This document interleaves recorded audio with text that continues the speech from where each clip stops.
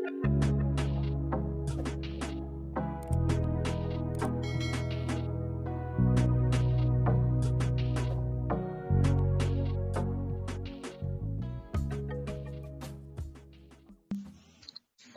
hello. Anh kom le te po cha kom to khop maya. Ka kan kom na ma sa te po. Ngai no man tiam in an ngai thadu khop maya. Ngai nom viu la tak renga kai pun ngai nom ka ti po tak ani. Chuan enge mo han soile tur ngai nom duk te khai la hrin kan ring mo ta. Eng lam khang en kan han tran masak na tur niang le. Wale Burma la mathil kheng bok ania. Som sari le pariat kuma thil kheng ania. Bia tlang sabia tlang antia. Tu khwa lawangin an oma nuwa chan khwa inan oma. Chuan hey kai mani mizo trong chuan sabual tlang kan ti ang hi anita mo. Ramsa hau low in bol na sanghal hau te khat yang mun ka khua an nei khania tu na cham bia tlang ti nan ko to a in som rukvel an nia cho ta chuan asot kat zong in ron sai mai lama zabia ka hi changwal mel thatak mai leirol tlangwal chuak tharve la chuan mitlom ngai le chet ni that ni a po khatlang in mang tak ania a u thong liana a u hi thong liana ania mo chumi ren chau chuan an khosa an nu le an pa ten an boral san to lama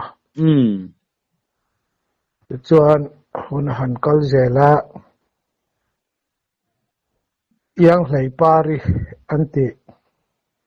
chumi nen chuan anin ngai zong te em a a hninga hian yang ku tin an ko mo mel po hi a thakop mai an tia chuan ama zok mai chia zok hinge mel thang mi pa zok hinge o ten tia mel thadu mi pa hi chu na tho a fel sia chiat ni that ni khutlang ni khwa hian a in hmang ema ka khania chuan yang ku hian zabia ka chan lo hlau khan palai lo tir la men lo dir mai ro atia zabia ka chuan ka ute ina nupui an nei masak lawa kai man han nei hi chu atidawa ma se hunan kala kholai ti le lengvel han riat khat a u in de thailo polai kan ti rang atia kai sum don na lama ka kalpu ga nupui ka nei chen ka sum dong thai don lawa nangin lo le iten nupui nei chon ni lo en ko langa atia ole anti ati chuan palai chu an tira chuan an palai tir te khan an vakalin an him khopa anu le apa le an mani po khan zabia ka chan lo hlawin lom kan om zabia ka hian kan phanu nen anin ko ma anin hangai ti kan thria anin chang lo palang ti kan thau nak la ya hai midang te po in an lo di la mi zabia ka dil ma khan thachung liana an ti hian a lo dil to a alo rem lo wang khan pha kan la ba lung lukhur lai na kal chuak ta ne ti khan hona han kal ta zela zabia ka te chuan lo at thawa December ni som pangale ni som ni vel hi in nei hun ni ro se antia palai nena thuan ron tha da na khan mo chuan in hual na ang deuh ruai te naw kan tiang chu chung te po chu an kila pathian sam sui an ni chuan dam na le ri sel na te pathian in min penga Christmas don thaya in nei ni hi chun mai ro se ya yang kui po khan midang in palai dang ten lo ti ranga an lo ta zep le anga katar na a om mai tia zabia ka anor lu tuk wanga palai tir khan ni ta ne nani chuan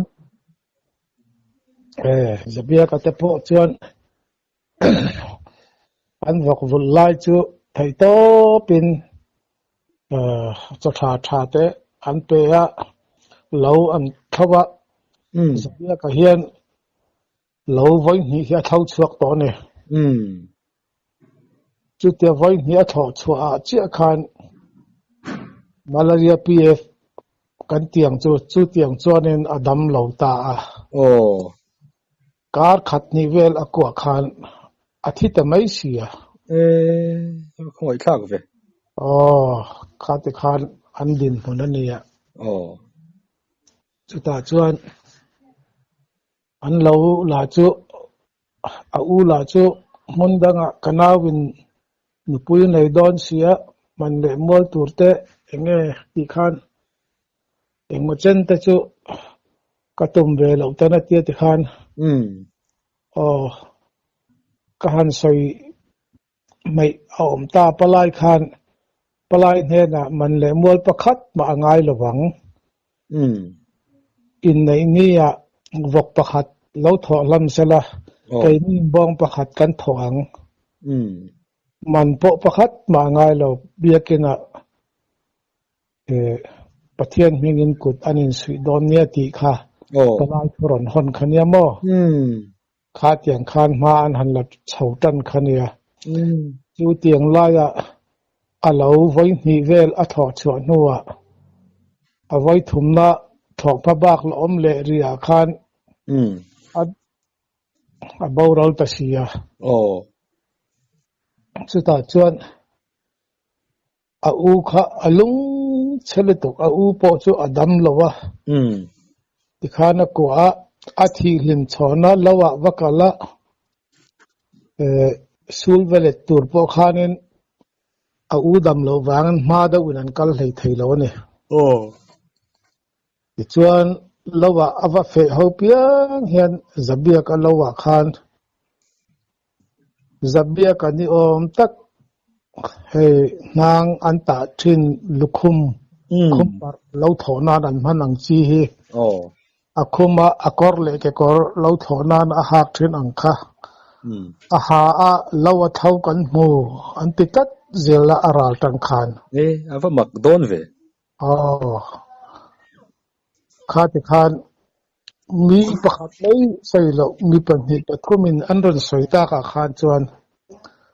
a u po chu ava mak ngai matia ti khan chanam khoweng ta poin a u chu an han lenga tem han chang kan dau khan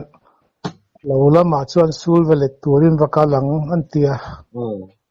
lawa an wakal chu lo tha ma zabia ka ke kor le korte alukhum te chem te kha lo tha wa lo da renga a thi la ya khan an lo thak tel to ni lawa kha tiang an di wa khan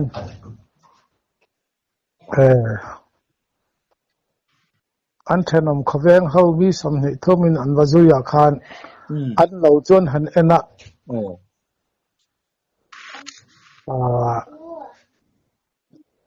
nim ma in akhu vek to ti mi kha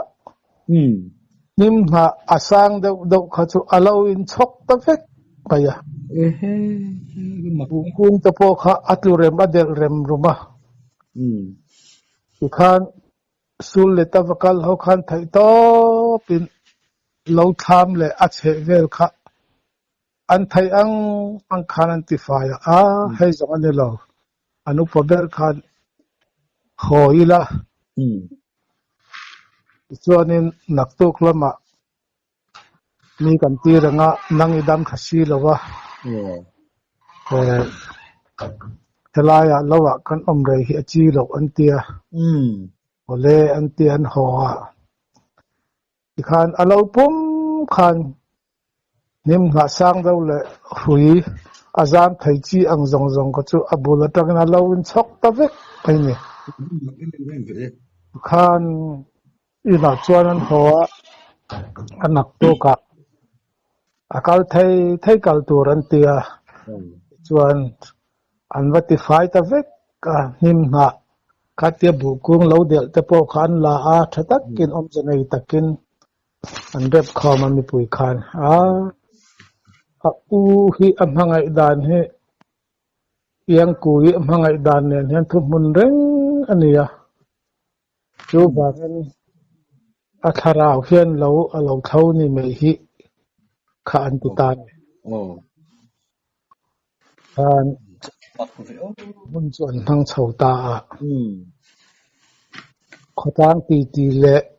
engvela po khan hetiang thil hi eng thil nge niang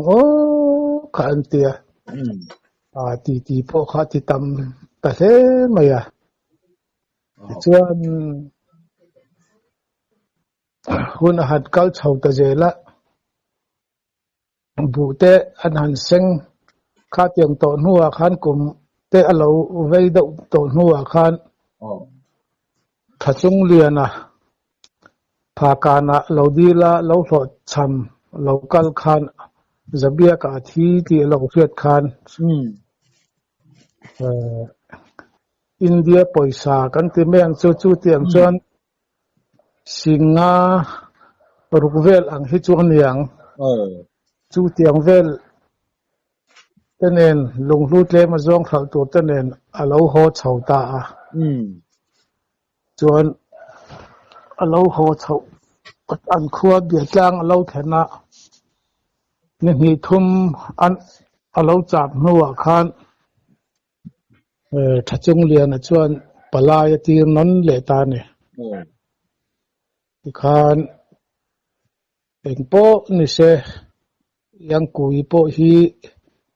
kan lo ron venga chol le kar lama in lo kal le ti mai don nia antia antia an hota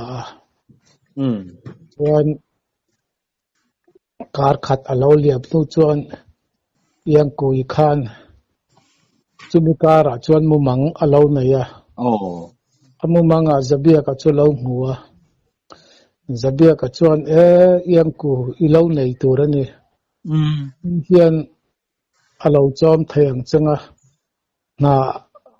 atho tir lo bang che engpo ni se lo nei la ama ero chu in nei ni ya hian kalau leng anga mu angin kalau changanga kalau thok anga ye kina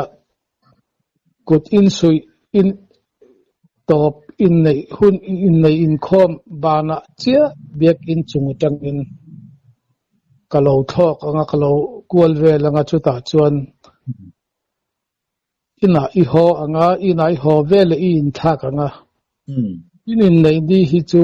imit tui po ata anga ei po lung chetak in ka oma eng po ni se kakal na pia nga min zuyang nang mane na kan lo len dun na lam zong kha son lu kan lo na te tui khur thom tho kan in suk na te khang zong kha kan phang chuak zakang ti in zabia ka chu amumanga alo huwa chuan a har chia kha iang ku kha atap zai men ti avan khomai kha chuan anu le pan he na asoya anu le pan khai en mai ni chu kha tia ga khan ilung ti se to so mangchia mai ni chu antia chu tiang bokin zan hi thum amumanga alo mustazela December ni som pangal ni som ni inkara lawin nayula kan in nayang kan ti hunbia chia lawin nayula in nay niya khati ang minti chuan kalau ti boy nge to lawang che him le lo takin e khovel hun hi kilo mangdon nia kaila kan hun chan ve po kan man ti hian malaria thlok lut chi kha kalau pa ya dam do e tu tha te kan dai lo wang ka baural san che nang ma chom thei tu tur che langwal i phu hi alom omle to kaila lo damin lo thole thei kan to si lo kan amumanga alo thil non le ta ne khatini chuan yang ku khalung po che to lo thatak in anu le pa te hena chuan a khila ole antita chung le na te chu ti khan palai chu chol le kar an han kal non le a chu ta chuan in nei na chu December ni som pariata ni ro se ti in an rel ta a chuan hun han kal ta zela December ni som pariat chu alau rita khol khwa atanga in nei ron chimte doctor te po an lo kala ikhan an chung le khat nai vai zong chumi khol tam tak an ron kala aro pui theng bera kha an duwa khang hun la ya te chuan idia poisa cheng singa chi te chu tu nang huna chuan tam tak khalo mi ta ma mi hau sa anga million era nga thika nga chuan an lo en te chung ku khan lo ni to sia chuan an han in na ya an in nei ni chuan an thom na tha te ha in mo puan te sinin te khan biakina chuan kut chu an han in suya an han in sui zawa biakin kota tha an han lavel kha an lu chung zon mu pui chu alo ram ta tuara alo hel choi labani chu khat la ya khan yang kui chuan mu pui han mu chia kha tabiak ilo kal to mo atia nap chungin apasal tu thachungan he na thileng kim kha alo hil sa veka voindi kanin nei ni a hen chon min thiat thiam nga yang ka toy on thaidon lok cha ka te hlin thaidon lok cha lung chiat na in hun ka phang don na tu min ti boy su alo ti to khani wangin te chuan VC po kha in nei tu ka tlang alo aw ti ra yang kui khan mu pui alo thok ang hnem te kholaya te tu man lunga vom lo tur thai po in per lo tur a per le ati thai te in omani chon an theng bera khem in ni ang tin kang te in nei tu ka khan alo aw ti re ni te chuan yang kui chu atap chungin an in lama atlan ho a phei khok sang a phela akutin a khaya kelongin atap chungin atlan char an in awathan chuan pundum sinin ain thak soka pon aron chuaka khata zat khan chuan mupui po kan hiam te in yang kui lu chung a afudon mi ti tur khop khan alo thoka chuan khua an phan chuan huwa tui khura thomtho an suk na lama ten vakala chuta chuan yang kui le zabia ka dam laya thomtho an suka hian yang kui hei akor hnuai kan tiang chu an lo ti bau ta ni chuta chuan yang kui khan ka kor hnuai a bau atia khatia thomno an suk chopte te an phau kha an zong lo khania chu thi in a le na ni hi an ti maya khami tui khuran thana chia khan mu pui tui khur chunga voi ni thum hanin hel kha leya chuk tha ke na lo thama yang kui ma chuan a thak ante yang kui khatap zoi zoi le ati chuan top chungin tui khur atangin kholam an lo hoa chuan yang kui te ina re lo te yang kui a chol kha ti chuan mu pui po chu yang kui a chol chuan akal hlave dawa yang kui ha dam deuh to ti khan yang kui te in chung zon a lo ram le ta tuara ti chuan a chuak le yang kui chu mu pui kan thiam ten a thok le a som hu an lo na kung lama chuan ram lama chuan akala yang kui chuan awazui zela chuan son hlukunga yang kui kha alona son hlukung kha puina hel wang khan andam laya thingzar pakhat ve zabia kale yang kui khan lo thua atiang khan yang kui in athut na hmuna chia alona awathua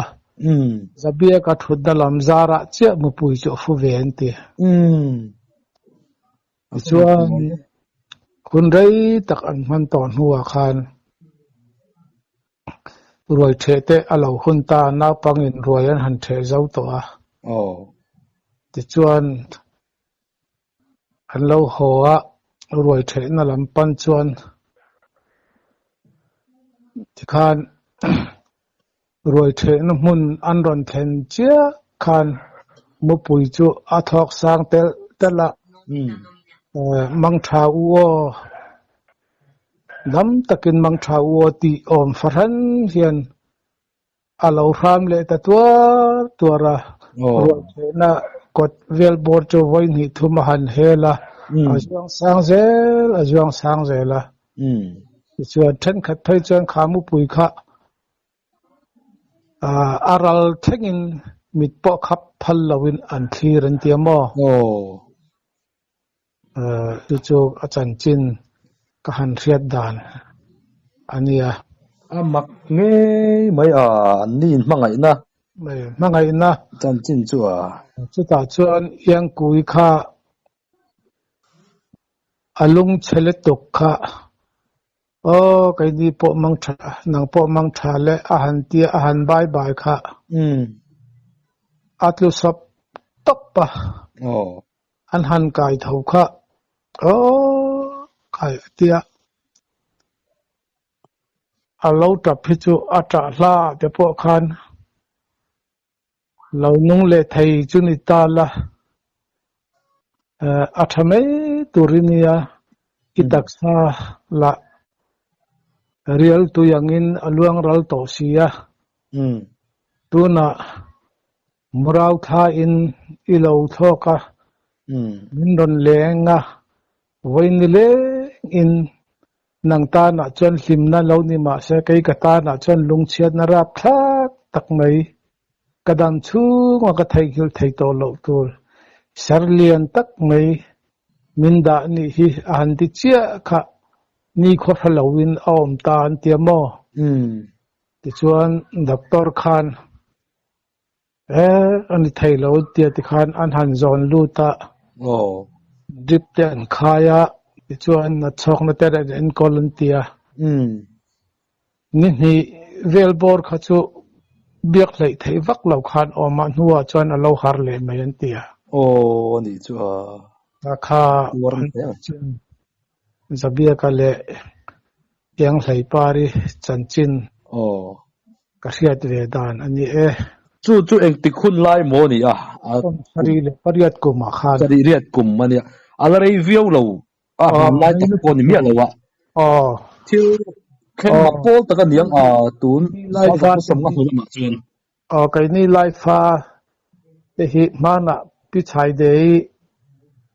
mara le lai fa te kan chanchin hi mak khop maya chai dei po kha kumli ani khan ram huain an la bon te kum somli nuwa mu olo ni le maya man ye soi kha mi man ni ka soi kha kha tiang khania amak khop bai kai ni lai fa te hi kha kan chan chin ania kan thiu to te hi abak khop mai ani ani khop mai ya kum som ni vel nu han in mu le thu yan soi te khan lunga ti lengin ru kha khoi mai ta fain to le na lung chiat thak ti mom si kha pi chai de po kha tlem ron soi lang le tai la bar balama abak khol amutu tena an in le lawa an lo chen tira khami an wa huwa khan akut tin te hi aseira thak an te asam te po hi aseira thaka khui gai lo kha chu an nok lutuk an tia sik te hi anga lutuk an ti ta de chu alu te po kha anji war sak kan ziat kong ka ti chuan atak te khan bola kutin te ke tin te khan zai saka ti khan kan enkol antia a enkol tu pa ina a soidan television pusak khara television tanga kaltlanga athu soi kha anita mo chuan vai khat chu Kailam tangdar thum vela hian aphun sep pa ban in la ka luilama atlan mai atia luya chon avakala reilo te vakala thim lim vela lo ho chu sangha tongchan rual vel hi em khat thak darun phurate abamak kha khania chu ngora khami baramalama alo char tu pa ti to mai la umpui tu pa khamo khami in alo char ma khan alo mu ma khan eng tia rei nge ram noi vela khoya mo lo tal man le eng tia rei nge alo wa vai man le ti te kha soi au mem au me kha ama bar ba pa po khan athar tu pa po khan sipaya te lo reporta sipai hoin an la an enkol la ti chuan sipain chiar pui an baina lis atang khan an enchal chatu ba barmarama chiar pui vai di kan ti chuak vek to mi bau kan om lo tu wangin kai mani ramami ani lo an ti chia khan athar tu pa khan heti chuan ani lo khami kumvel bora theiwa khuwa hian mi bo anoma khangte kha ni theyang em ti in theiwa lama hian ajin ta ni tu ta chuan a phir pui kan ti don nge ni a unau pa kan ti don nge ni chu hmela han mu chia kha chu an in ang lutuk atita ni tu tiang chu kan hena ko sa kai man kala sipaya te kan reporta mi bawa no mem kan tia tu ma in mi baw kan no barmaram pumpui sensat voi ni cher pui kan nei towa mi baw pakhat ta kan omlo kai mani ram chunga mi en ni lowang an ti ta ka chuan helama chile ma mote lei pa in kalokal karon to pa chu ni hi nang ni chung ko khan mi bawanom chumi kumvela ti kha kasia ta fangin tia tu ngeya an tia hainen hian an in ang lutuka an in an lo na chung hai chiale mi pa an ni na hian ni mai atita ni khata tang khan an han kal ta zela va bel chiangang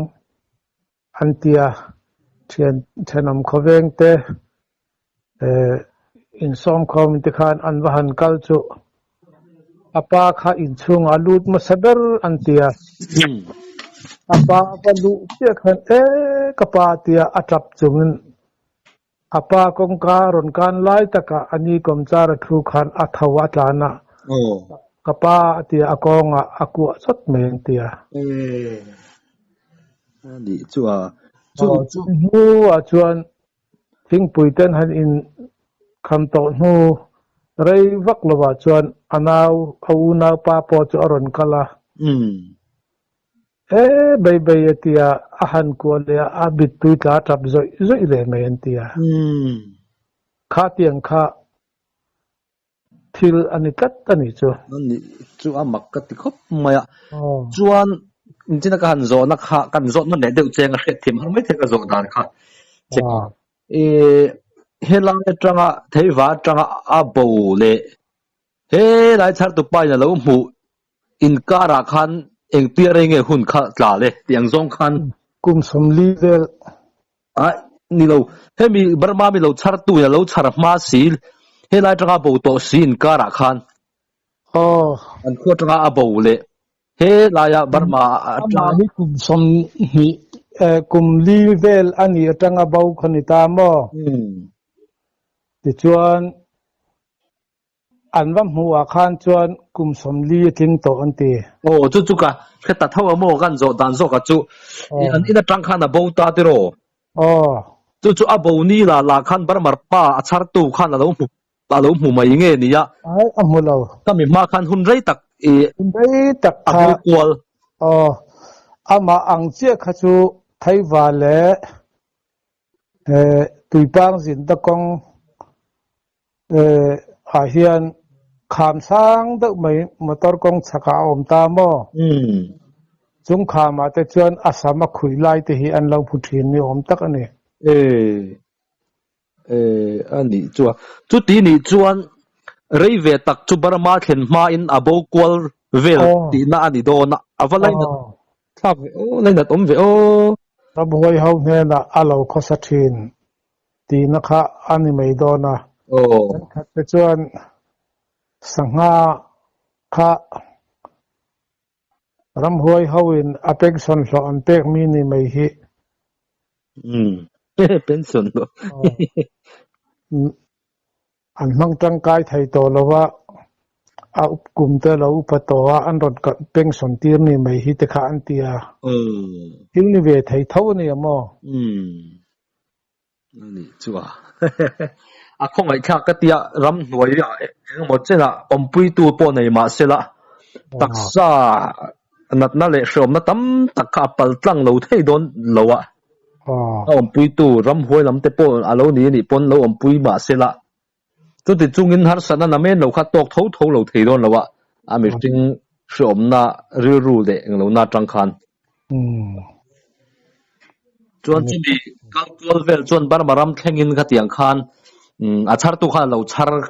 ta ani ti kha a hriat thei ta te ro a khomai thak em mai ya a chung le khat awu le naw nu le pa te na an vala ka Mizoram an lo than pui la ya po hian a char tu pa kha lo kala malom na na ti poisa jan hi thum ti mi tlom ngai te na alom pui na an pek zong sum po kha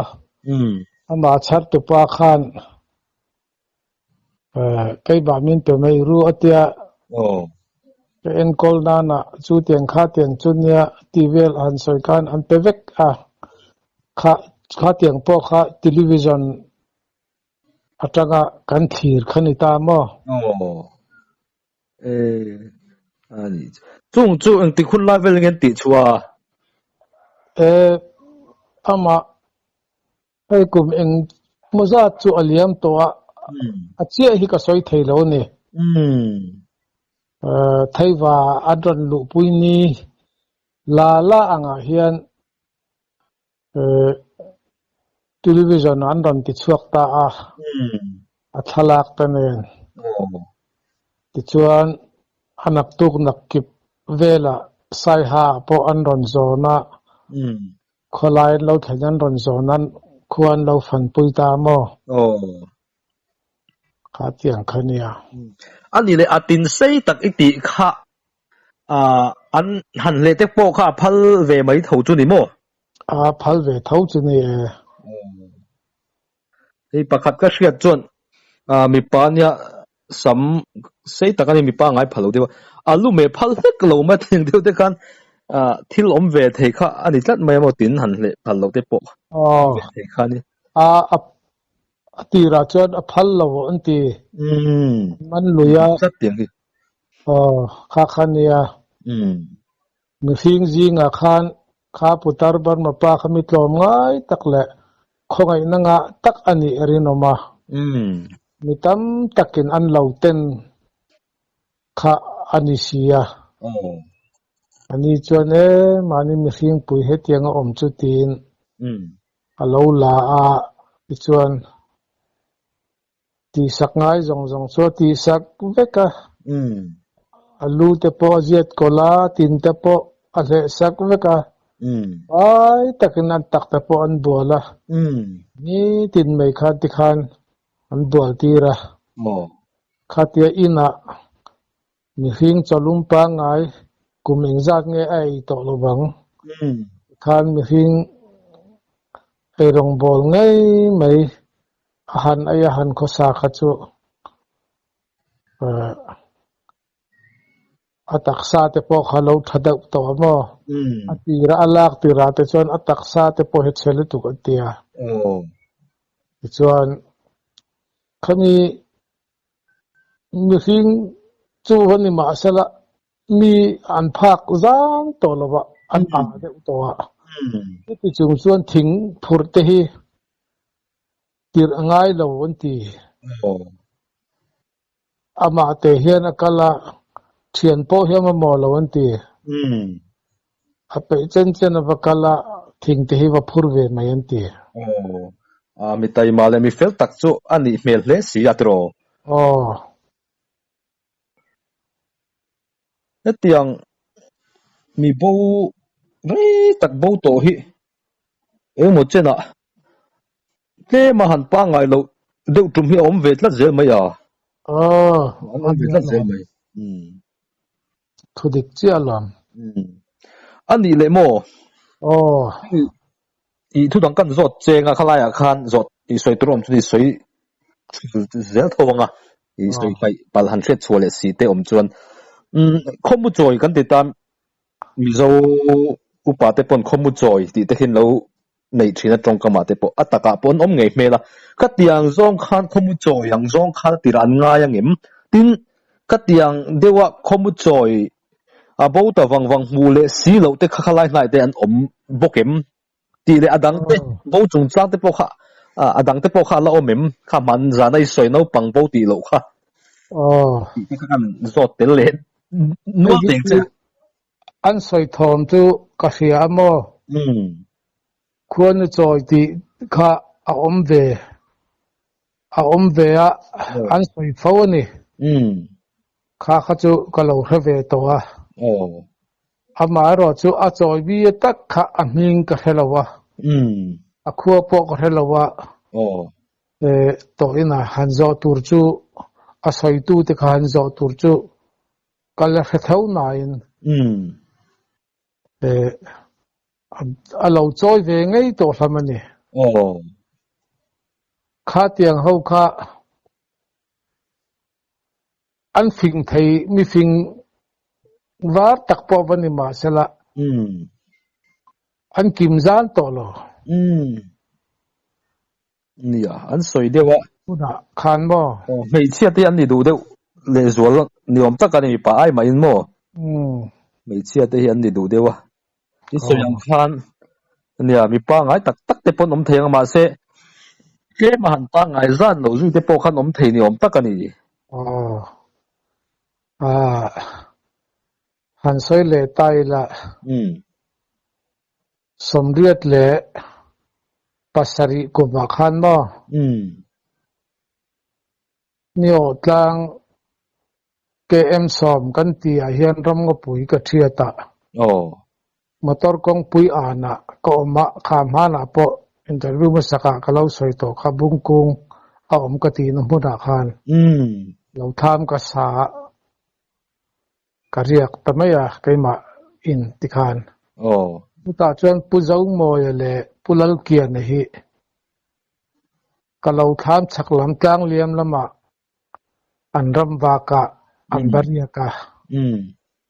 anau pangjok puzau moya khan sakhiya ka pa ti chuan kan ho don an ti khan an kwal ta zela an kal na nga ya an chuak ta zela ni chu ta chuan tlang lampang an pana tlang chi patang khan kalau tham khan ron hmuwa kalau tham an hmu khan khuta khu thingsan lo kan hmu thingsan ho tham a khuan variak mayang hiang an tia an lo chuk thadal na la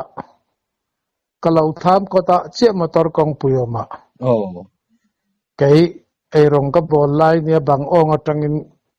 mi thom khriat khan kabia pulal ke na le puzau mo ya chu an ni tareng maya motor kong an han chuak che kha sai halam an en km somlam an en an har thai chuang lo reng khoi lam hinge kan zong ti khan re thai chuang lo ti chuan kalau thama an ron luta kalau tha po chu tu tin tai tin an mu kha an re chuak chuang lo reng tham kong kan ron ki ka pu kan lo riak ve thengem min ron ti ta cái khan sakisa te kan ai ve tur ni chuan in riak thai ang ka han ti chemin han mu ka chu